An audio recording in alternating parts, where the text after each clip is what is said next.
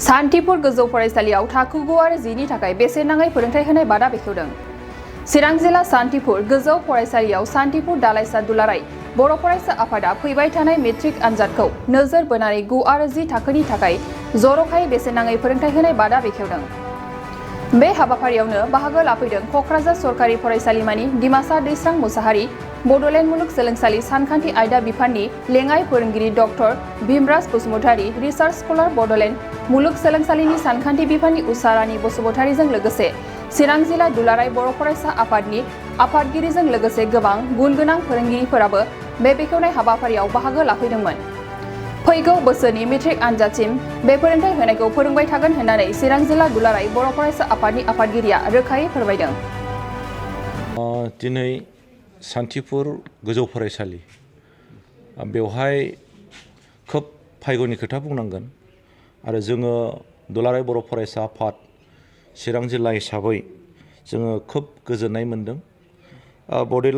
Bodoland इउनिभारसिटिनि mathematics डिपार्टमेन्टनि माखासे प्रफेसारफोर,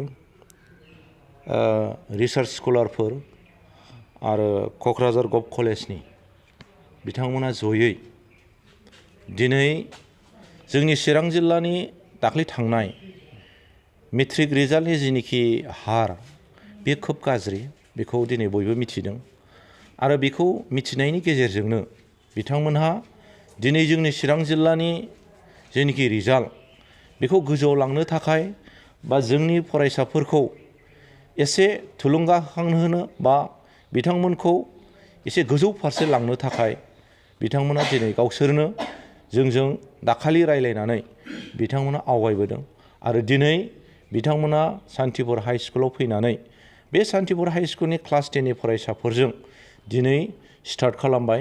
बिथांमोना दिनै बुंदों मेथ्स फोरोंगोन, साइन्स फोरोंगोन, बिनि अनगायैबो बिथांमोना फरायसाफ्रा गुबुन आयदाफोरखौ लुगैयोबा बै आयदाफोरखौबो बिथांमोनहा रेडि होननानै बिथांमोना जोंनि सिगाङाव फोरमायदों। जोङो बिथांमोननिसिम रोजा रोजा साबायखर बावदों आरो बिनि अनगायैबो जोङो आरो खावलायबावनोसो लुगैदों चिरां जिल्ला दुलाराय बर' फरायसा आफादनिफ्राय बिथांमोना दिनै बड'लेण्ड इउनिभारसिटिनिफ्राय, क'क्राझार कलेजनिफ्राय बिथांमोना दिनै नैबे सान्तिपुराव जोंनि मोनसे गोथौ ओनसोल, बे ओनसोलाव फैनानै जोंनि फरायसाफोरखौ जे बिथांमोना फोरोंफैनो आवगायदों बेखौ जोङो खोब गोजोननाय मोनदों आरो जोङो आरो बे नोंथांमोननि मिडियानि गेजेरजों आरो आं बेखौनो खावलायनो लुगैदों। दा खालि मानो बड'लेण्ड इउनिभारसिटि बा खालि मानो क'क्राझार गभर्नमेन्ट कलेजनिल', दा आङो जोंनि चिरां जिल्लायाव थानाय गुबुन गुबुन कलेजनि गुबुन बा जोंनि फरायनानै थानाय गोबां MSc पास जानाय मानसिफोर दङ, गोबां BSc पास जानाय मानसिफोर, सेंग्राफोर, लाइमोनफोर दङ, गोबां MA BA बिदि फरायनाय मानसिफोर दङ। आङो बिथांमोनखौबो आरो दिनैनि थारिखआव खावलायनो लुगैदों जोंनि चिरां जिल्लानि मोजां फिथाइनि थाखाय, मोजां रिजाल्टनि थाखाय बै जोंनि चिरां जिल्लायाव थाखानाय लाइमोनफ्राबो जाहाथे नैबेबायदि हाबाफारियाव जोंजों बा दुलाराय बर' फरायसा आफादजों बा जों दुलाराय बर' फरायसा आफादजों नङाबाबो बै फरायसालिफोरजों इन्सटिटिउसननि हेडफोरजों रायलायनानै जाहाथे खालि माने 10निल' खोथा नङा, 9खौबो हागोन, ME स्कुलनिखौबो हागोन, LP स्कुलनिखौबो हागोन, जाय जेराव जाय लेभेलाव हायो बै फरायसाफोरखौबो फोरोंनो सोरबा जोंनि माने इन्टारेस्टेड बा गोसो गुदुं मानसिफ्रा फरायसाफ्रा जायफोर माने मोजां मोनसे फरायनानै थानाय मानसिफोर बिथांमोना आवगायोबा जोङो बिथांमोनखौ खोब बरायगोन आरो बिथांमोननि थाखाय बिथांमोना जोंनि मदद लुगैबा जोंबो मदद खालामनो हागोन आरो बिथांमोना डाइरेक्ट बबेबा स्कुलजों थोंजोङै लोगो लानानै खामानि मावोबा बिनि थाखायबो जोङो बिथांमोनखौ खावलायगोन। दा आङो गोबां खोथा बिदि बुंनो सानासै, आङो बेखौनो खावलायगोन। जायफोर फरायसाफोर बिथांमोनखौ माबायदि बाहागो लाफैजानो खावलायहरो? फरायसाफोरखौ आङो दहाय फरायसाफोरजों एसे सिगां रायलायबाय आरो मोनदांबायबो, गाहाय फोरोंगिरिजोंबो रायलायबाय। कचिंआवबो सिगाङाव एसे बुरजा फैयोनो, उनावहाय लासै लासै खमायलांबाय थायो। दा जोङो फरायसाफोरखौ खावलायबाय, बेवहाय जि एनरलमेन्ट दङ 71 जोङो मोनबाय सान्तिपुराव 10आव, क्लास 10आव, बे फरायसाफ्रा गासिबो फैनांगौ आरो बिथांमोना गोसो गुदुङै 10नि जेनिखि फरायसाफोर बिथांमोनखौ जिहेतु माने बिथांमोना गोसो गुदुङै फोरोंनो फैदों, आङो फरायसाफोरखौ खावलायदों गोसो गुदुङै नोंसोरनो फै आरो नैबे सान्थिपुरनिल' नङा खाथि खाला माने दिनै बन्द' दिनाव गुबुन फरायसालिनिबो फरायसाफ्रा न'आव दंफैयोबा बै फरायसाफ्राबो नैबे सुनिबार रबिबाराव बिथांमोना बाहागो लाफैनो हागोन। আচ্ছা, এই ক্ষেত্ৰত এটা কথাটো উল্লেখ কৰিব লাগিব যে যোৱা আমাৰ 2022 চনৰ যেনেকৈ মেট্ৰিক পৰীক্ষাৰ ৰিজাল্ট তাৰ তালিকাত আমি দেখা পালোঁ যে আমাৰ চিৰাং জিলাই চবতকৈ তলত তেওঁলোকৰ স্থানটো মানে ঠাই পালে। চ' সেই হিচাপতে আমি ভাবিলোঁ যে যিহেতু চিৰাং ডিষ্ট্ৰিক্ট নতুনকৈ জন্ম লাভ কৰা বেছি বছৰ হোৱা নাই আৰু তাৰ তেওঁলোকৰ যেনেকৈ ছ'চিঅ' ইকনমিক কণ্ডিশ্যন এই ছাইডৰ পৰা চাই পেলাই ডেফিনেটলি এওঁলোকে ছাত্ৰ সমাজে বা এই আমাৰ ৰাইজসকলে নিশ্চয়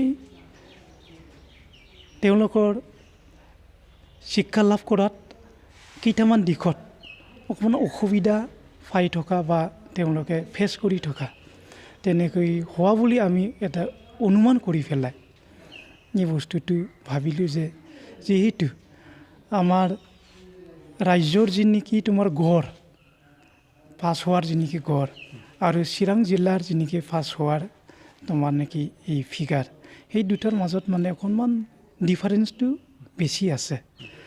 ষ্টেটৰ এভাৰেজ 56 আমাৰ চিৰাঙৰ হ'ল সেইটো 37। চ' গতিকে সেইটো চাই পেলাই আমি ভাবিলোঁ যে আমি এওঁলোকক কিবা এটা হেল্প কৰিব পাৰোঁ নেকি এই ক্ষেত্ৰত। চ' এটা কথা আমাৰ আমি জ্ঞাত যে প্ৰায় স্কুলতে এপইণ্টমেণ্টবিলাক হোৱা নাই। মেইনলি আপোনাৰ নেকি যি নেকি ছায়েন্স আৰু মেথামেটিক্স এই দুটা বিষয়ত যদি আমাৰ শিক্ষকবিলাক নাথাকে তেতিয়াহ'লে ছাত্ৰবোৰ ডেফিনেটলি তাত ভুগিব লগা হয়। চ' আমি অনুমান কৰিছোঁ যিহেতু এই এলেকা আমাৰ চিৰাঙৰ ডিষ্ট্ৰিক্টৰ যেনেকৈ সি ভূটান বৰ্ডাৰৰ ফালে থাকে যিমানবিলাক এৰিয়া আছে এইটো যিহেতু বেকৱাৰ্ড। চ' আমি ভাবি লৈছিলোঁ যে এই স্কুলবোৰত এই নেকি বিজ্ঞান আৰু যি নেকি আমাৰ এই গণিত এই দুটা বিষয়ৰ শিক্ষক এপইণ্টমেণ্ট হোৱাত চাগে তেনেকৈ অকণমান অসুবিধা হৈ আছে বা যেনেকৈ লাগে প্ৰয়োজন তেনেকৈ নাই। ইয়াৰ কাৰণে আমি ভাবিলোঁ যে আমি অকণমান আগবাঢ়ি যাওঁ, কিবা এটা সহায় কৰিব পাৰোঁ নেকি। আমি কিন্তু ক'ব নোৱাৰোঁ আমি কিমান দূৰ সফল হ'ম এই ক্ষেত্ৰত। তথাপিও আমি ভাবি লৈছোঁ যে আমাৰ সামৰ্থ্য অনুযায়ী যিমানখিনি পাৰোঁ ইমানখিনি আমি সহায় কৰি যাম। তাৰ কাৰণে আমি ডিচিশ্যন লৈছোঁ, ডিটাৰমিনেশ্যন এটা লৈছোঁ। আৰু আহি পেলাই আমি চালোঁ যে প্ৰথম নেকি আমাৰ মিটিং তাত গম পালোঁ এই স্কুলত শান্তিপুৰ স্কুলত সঁচাকৈয়ে গণিতৰ কাৰণে তেনেকৈ হাইস্কুল লেভেলত শিক্ষক নাই। তেওঁলোকে কিন্তু উপায় নোপোৱাত এম.ই. স্কুলৰ যি নেকি গণিত টিচাৰ এওঁকে ওপৰত উঠাই লৈ গৈ পেলাই এতিয়া হাইস্কুলত গণিত শিকাব লগা হৈ আছে। এই দিশৰ পৰা চাই পেলাই আমি ভাবিছোঁ যে আমি যি উদ্দেশ্য লৈ পেলাই আৰু যি অনুমান কৰি পেলাই আহিছোঁ এই ঠাইলৈ সেইটো ঠিকেই আছে। পিছলৈকে এই উদ্দেশ্যটো আগত লৈ পেলাই আমি আগবাঢ়ি যাবলৈ চেষ্টা কৰিম। তাতেই মোৰ এটাই অনুৰোধ, আমি এতিয়া খুব কম সংখ্যক মানুহে আজি আহিবলৈ ইয়াত সক্ষম হৈছোঁ, কাৰণ আমাৰ হিউমেন ৰিচোৰ্চ অকণমান কম আমাৰ গ্ৰুপত। এতিয়া আমি 5-6 জনেই আছোঁ। মই আশা কৰিম যে যিহেতু আমি এটা উদ্দেশ্য লৈ পেলাই এই ঠাইলৈকে এই বেকৱাৰ্ড প্লেচলৈকে আহিছোঁ, চ' এই অঞ্চলৰ শিক্ষাৰ দিশত যি নেকি উন্নতি সেইটো এওঁলোকক আমি দিবৰ কাৰণে আমাৰ যি নেকি আগভাগ আমাৰ যি চেষ্টা তাত আমাক সহযোগিতা আগবঢ়াব পৰা যিমান নেকি আমাৰ অঞ্চলৰে হওক বা ওচৰে পাঁজৰে থকা বা ক'ৰবাত থকা যিবিলাকে আমাক সহায় কৰিব পাৰে তেওঁলোকে আমাক সহায় কৰিবৰ কাৰণে আগবাঢ়ি আহিব বুলি মই আশা ৰাখিছোঁ আৰু সকলোকে অনুৰোধ জনাইছোঁ।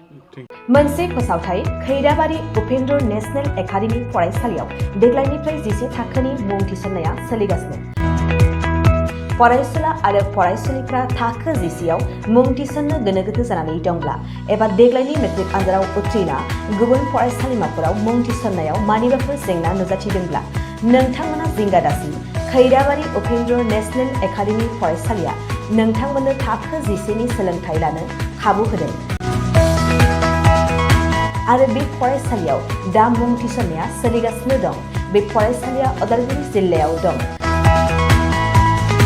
मख'जाथावदि बे फरायसालियाव देग्लायनि मेट्रिक आनजादाव गासै 80 सा फरायसुला फरायसुलिफ्रा गासैबो मोजां जौखोन्दो लानानै उथ्रिसार जानो हादों।